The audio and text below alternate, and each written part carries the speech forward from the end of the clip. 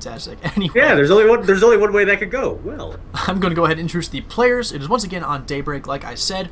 In the top right, we have our light pink Protoss, and it's another clan tag, which I don't know, and if anyone can help us out in the chat or in any other various means of communications, that would be pretty baller.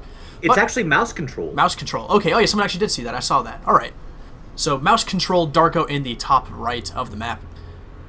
And in the bottom left of the map, we have our blue Protoss, and apparently he knows some people who work at SCB Rush, like Bell Noir. I said hello to Vogan as well.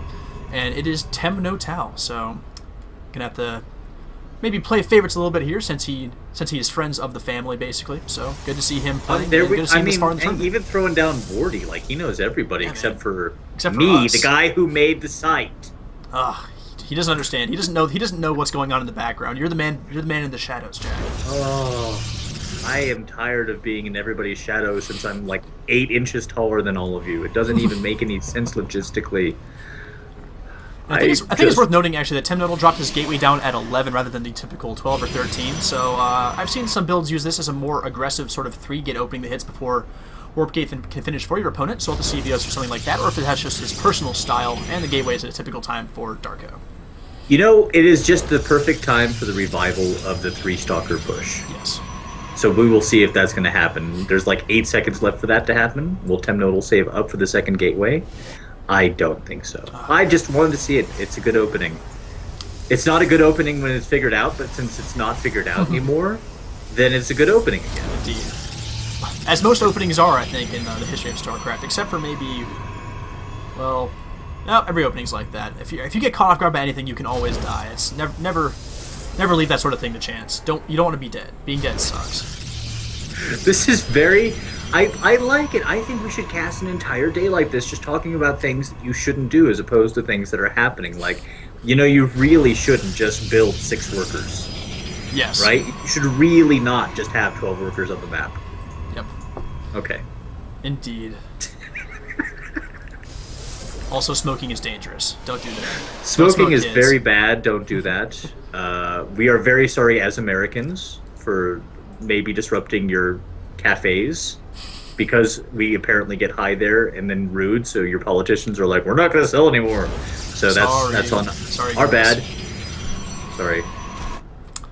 Anyway, we do have 2 gas going down for each player, but the second gas from Darko not being mined from quite yet, so that could be some mind gameage right there. If he doesn't keep mining from that, it might be a sneaky 4-gate, but he's only adding this 1 gateway, so it looks like, nope, he goes with it now, never mind. So just could be looks like a 2-stalker rush sort of opening-ish from Darko. And on Temnotal's side, adding on a couple more gateways as well. His Warp Gate is on the way. They are actually just doing exactly what you said, play just a little bit cautiously, more than you would expect, because it is, you know, still just a single game in this round.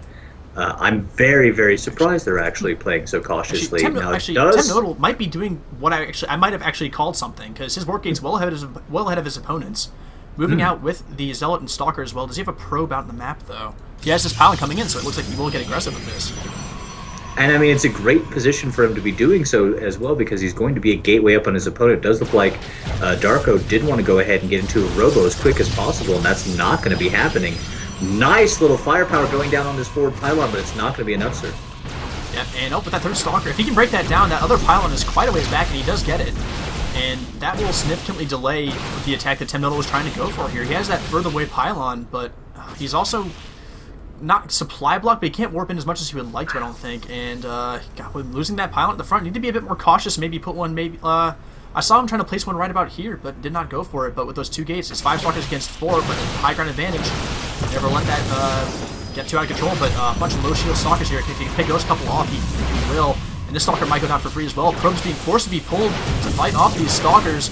Stalker's doing what they can. Let's see if this one Stalker does go down, and it will. The Probes do snag him, and one more is in danger, and let's see how the Warpins are doing. He just has to warp in so much farther away. If he had that close in pylon, this would be pretty much over at this point, but it might be over anyway. Well, I mean, the gates were never converted into warp gates, so that's actually a big deal there. The Robos facility is not up as of yet. This is just a very tenuous position here. I do not believe that he's going to be able to hold on, and there it is.